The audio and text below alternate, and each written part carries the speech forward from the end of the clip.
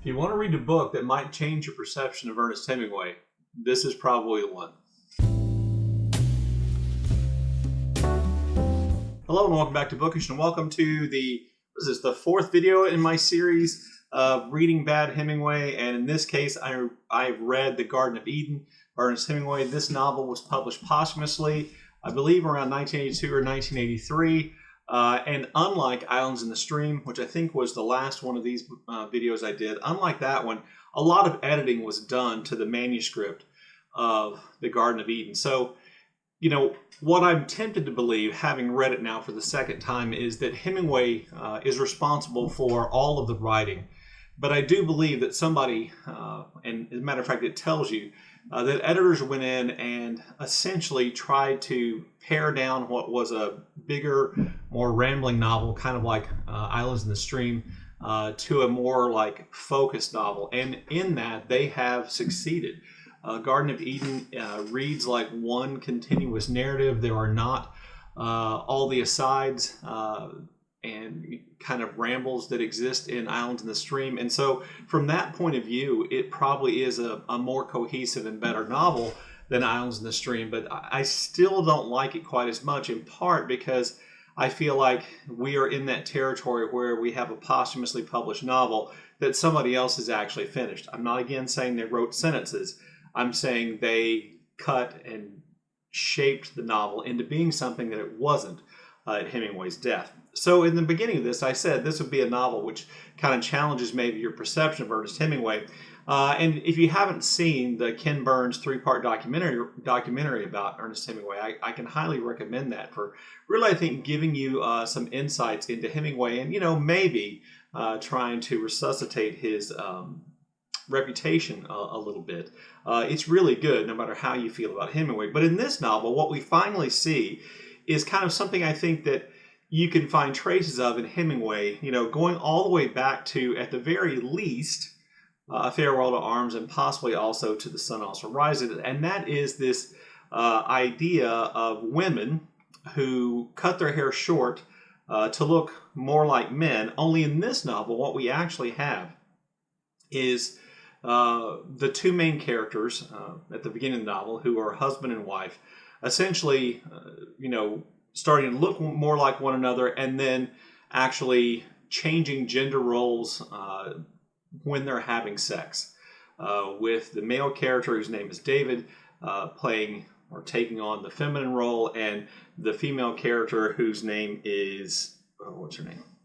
Catherine, taking on the male role. And while it's not incredibly explicit, I think you get the idea of what's going on. And this is something that apparently Hemingway and his last wife, who I believe his name was Mary Welch, actually may have done. This feels a bit salacious, but I do think it's kind of important to understand one of the things I think is most interesting about the novel. So just to kind of real quickly run over the plot of the novel, David and Catherine Bourne are newly married. They're roaming around the south of France on their honeymoon.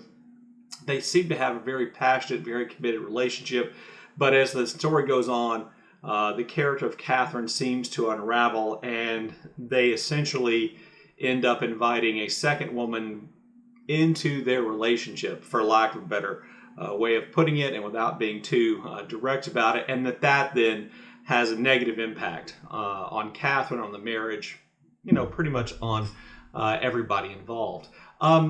And the writing here, I think there is some great writing, particularly great descriptions of things like diving and swimming and driving and the scenery.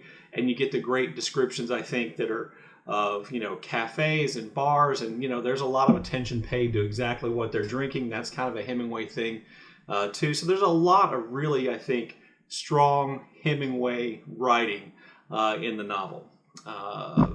But for various reasons, I don't think the story works quite well, because I think it's just a little bit overwrought. There's a little bit too much melodrama. The three-way relationship that comes into existence, you know, you can see what's going to happen from a long way away, and it doesn't feel like a surprise. And if anything, it feels like it's something that should have happened sooner.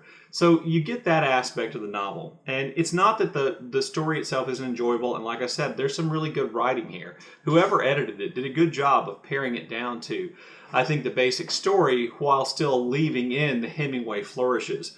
But one of the things that I think is most interesting about the book is reading the book knowing Hemingway's biography.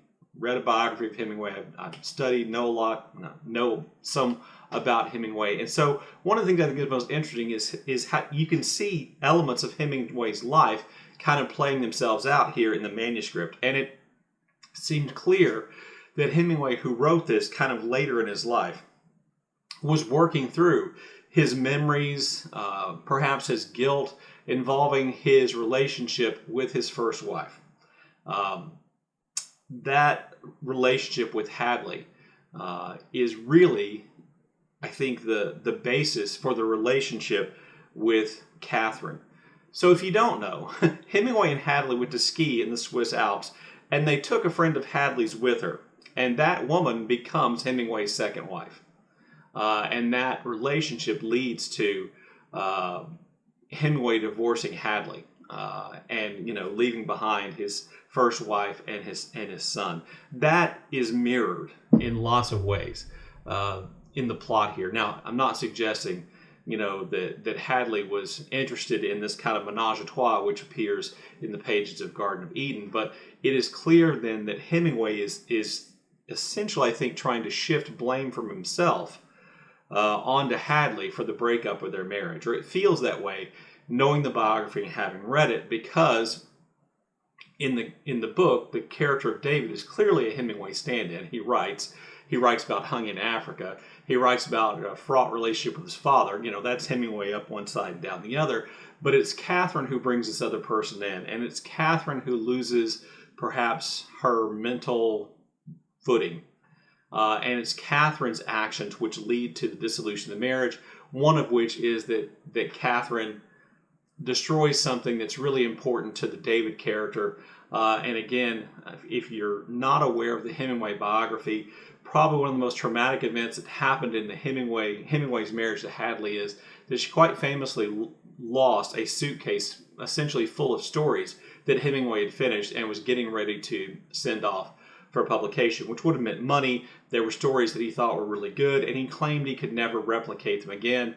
That's not necessarily true, but he claimed that. And so you can even see, Hemingway here suggesting that Hadley committed destroyed this thing that was important to him, or that Catherine destroys this thing that's important to David on purpose as an act of insanity or jealousy or something along those lines. And so this is, I think, one of the things that's the least attractive about Hemingway as a person, not just as a man in his relationship to women, but as a person. And that is his tendency in his later works to settle scores, to try to get even, to try to, burnish his own reputation while, tearing down someone else's. And I think, unfortunately, in this case, the person whose reputation he's attacking was his first wife, Hadley's, and to a lesser extent, his second wife, who I believe was, what was her name?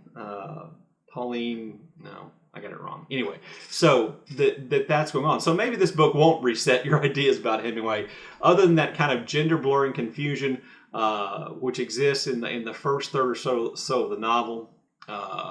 Other than that, maybe it will just reinforce what you think about Hemingway, but I think the book is really interesting. If you like Hemingway, you like Hemingway's writing, there's some great Hemingway writing here. The story's interesting, particularly, and even more so, I think, if you know something about Hemingway's biography. Anyway, there you go. There is my review wrap-up of The Garden of Eden by Ernest Hemingway, the fourth in my series of videos, which I've entitled Reading Bad Hemingway. If you've read the book and have ideas, please leave those in the comment section down below, or just comment anything you want to about Hemingway, the book, or any thoughts you have about the video. And as always, thank you for watching.